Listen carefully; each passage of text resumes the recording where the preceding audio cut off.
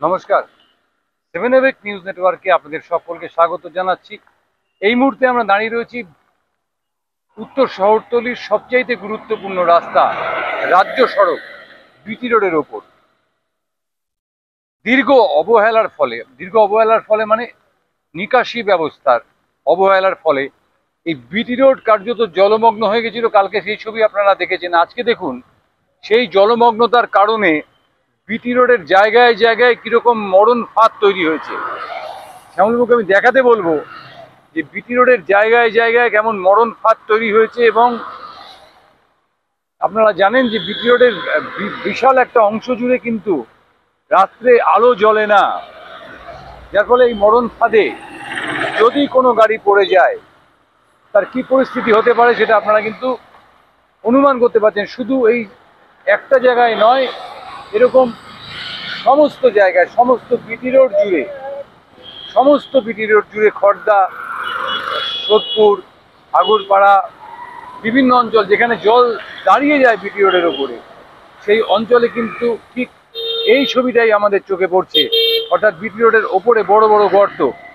আর কেন এই গর্ত হয়েছে চলুন আমরা সেই ছবিটাও আপনাদের দেখাবো, যে এই বিশাল গর্ত কিভাবে তৈরি হলো বিটি রোডের ওপর। সেই ছবিটাও আমরা আপনাদের দেখাবো। আপনারা দেখতে পাচ্ছেন যে মরণ ফাঁদ কার্যত বিটি রোডের ওপরে।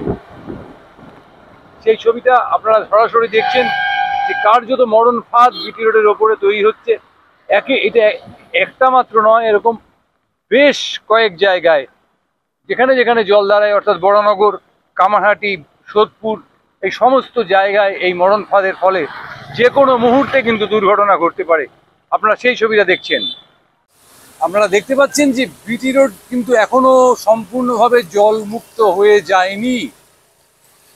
যে প্রবল বৃষ্টি হয়েছিল সেই প্রবল বৃষ্টি হয়তো কমে গেছে, দীর্ঘ সময় সেই প্রবল বৃষ্টি নেই, কিন্তু বিটি রোড এখন পর্যন্ত জলমুক্তি বিটি রোডের হয়নি।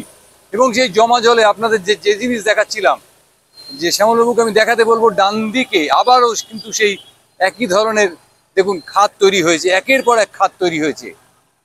একদিকে জমা জল, একদিকে ভাঙা বিটি রোড।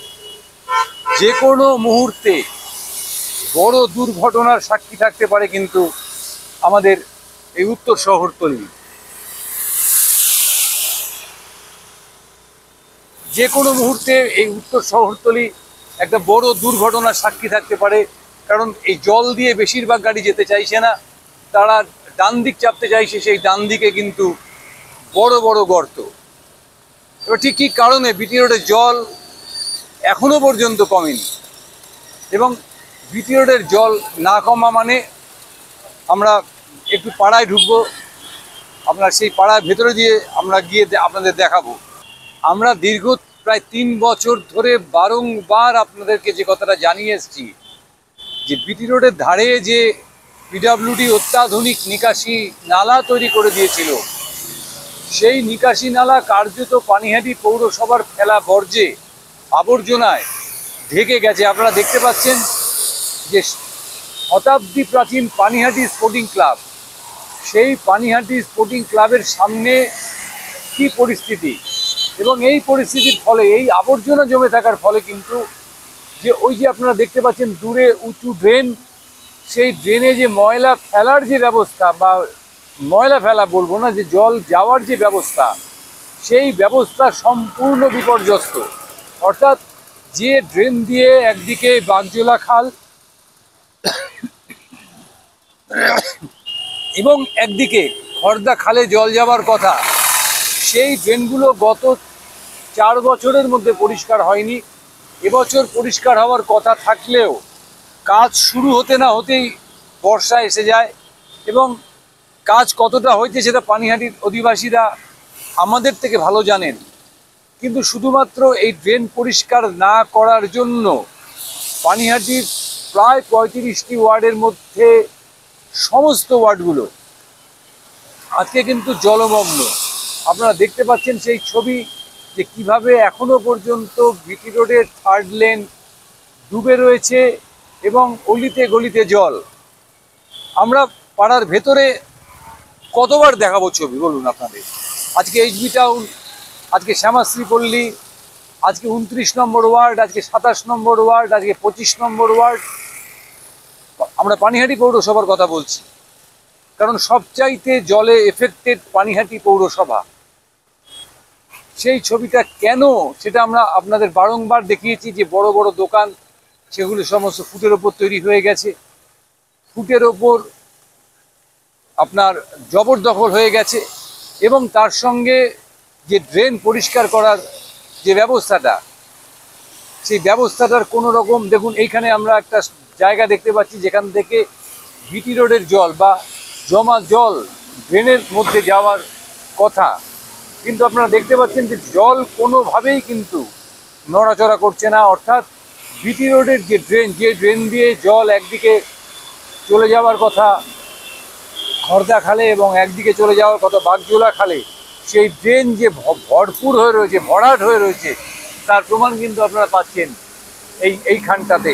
অর্থাৎ এই যে গর্ত, যেখান থেকে ড্রেনের মধ্যে জলটা যাওয়ার কথা, সেখান থেকে কোনোভাবেই জল যাচ্ছে না।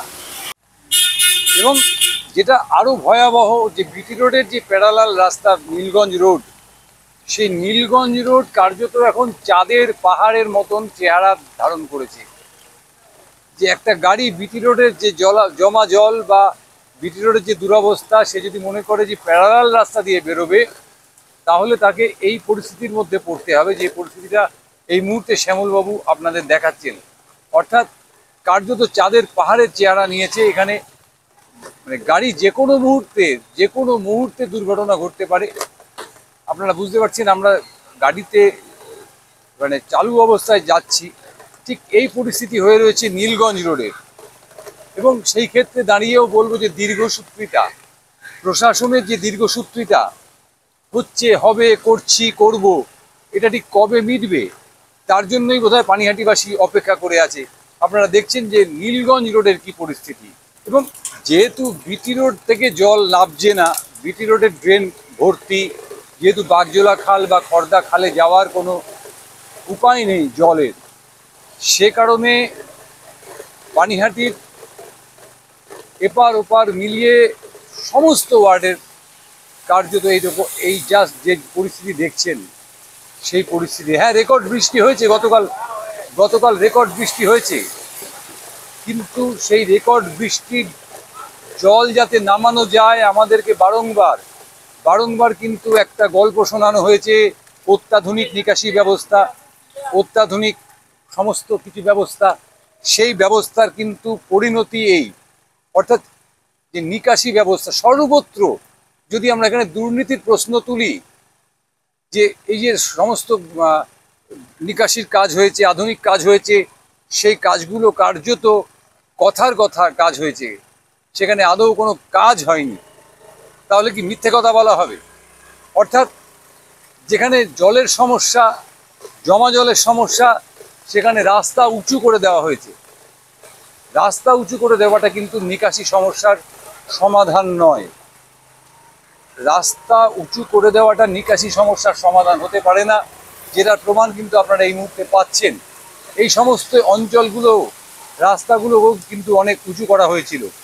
সুতরাং যতক্ষণ পর্যন্ত না বিটি রোডের নিকাশি, আধুনিক যে নিকাশি ব্যবস্থা, সেটাকে সঠিকভাবে পরিচালনা করা যাবে, যতদিন পর্যন্ত না বারাসাত রোডের যে নিকাশি ব্যবস্থা, আধুনিক নিকাশি ব্যবস্থা তথাকথিত, যেটা বারংবার আমরা শুনি যে আধুনিক নিকাশি ব্যবস্থা, সেই নিকাশি ব্যবস্থা যতক্ষণ পর্যন্ত না সঠিকভাবে করা যাবে, অর্থাৎ দুর্নীতিমুক্ত করা যাবে, ততক্ষণ পর্যন্ত কিন্তু পানিহাটির হাল এর চাইতে ভালো যারা আশা করছেন, তারা মূর্খের স্বর্গে বাস করছেন।